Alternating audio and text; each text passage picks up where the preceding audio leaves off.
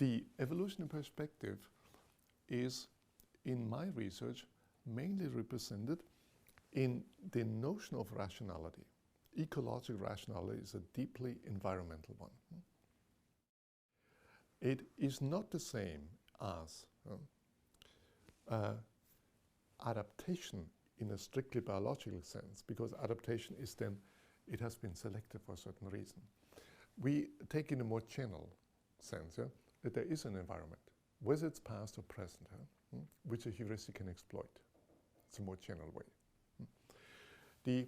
So that's the one thing. The second thing is the conceptions of the mind as a toolbox. Evolution did not design our body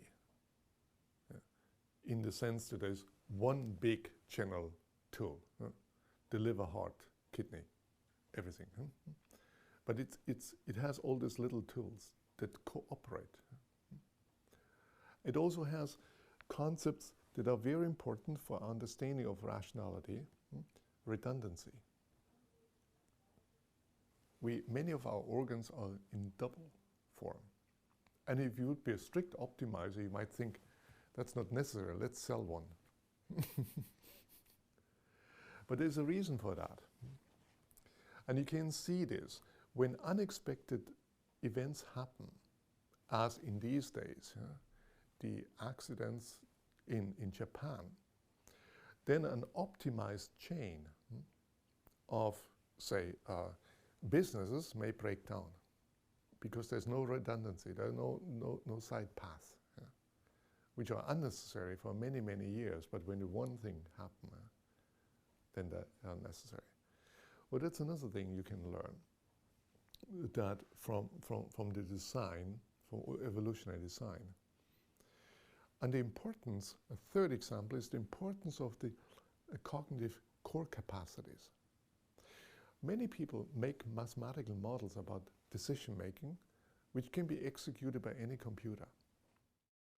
But we can make decisions by exploiting what has evolved over long time.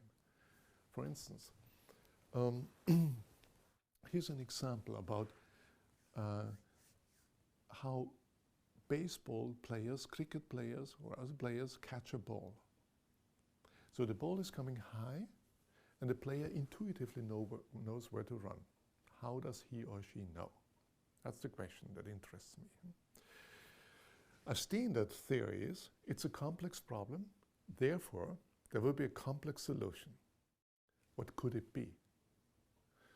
The standard answer is that there might be, that the player might calculate the trajectory. Have you ever calculated the trajectory of a ball? It's a very complicated thing. So in the theory it's a parabola, and you would have to know where the distance to the point where the ball was hit or thrown, the initial velocity, and the angle. In the real world, balls do not fly in parabolas. There's air resistance, there's wind, and you would have to estimate the direction and the speed of the wind at each point of the trajectory, and it's still not done. There's spin and other things. So how it's being done?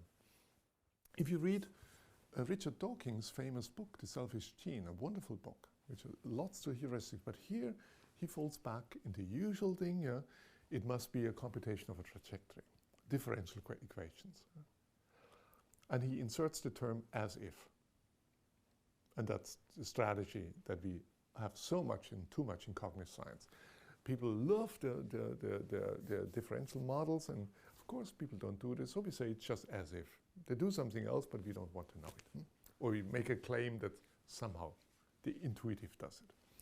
There are a number of experiments analyzing how experienced players solve these problems. The answer is a number of heuristics. The simplest one is what I call the gaze heuristic.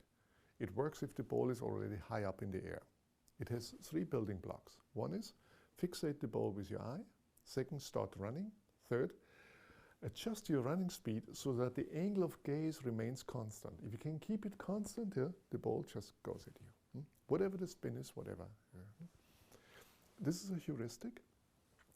that exploits evolved capacities that are not in the equation of the trajectory. And the capacities include keeping your eye on a moving target against a noisy background. There's no robot who can do this as well as a human being today. But if you have a 3-month-old baby at home, then she or he will start trying to keep her eye on the mobile. Not because she wants to become a baseball player, but something much more useful. So here's an example about a heuristic, the gaze heuristic, that exploits evolved capacities of the human brain. And it also illustrates that by doing that, we can ignore, or the player can ignore, every of the variables that you need to compute the trajectory. And having a good model about how players solve this problem, we can make predictions. Very different one from the as-if trajectory computation models. For instance, the players don't know where the ball will come down. And they don't know. Otherwise they wouldn't run into walls. And also we can make more wonderful predictions that in certain situations players will run a slight arc, not straight line. And if you have a dog at home and throw a frisbee, then you will see the dog uses the same heuristic. It tries to keep the optical angle constant while running. And sometimes it will run a slight arc. These are examples about an evolutionary perspective that answers an important question that, in my judgment, is ignored largely in what's called evolutionary psychology. Namely, what are the proximal mechanisms on which evolution actually works? And that's amazing that these things are not in everyone's mind who is interested in evolution.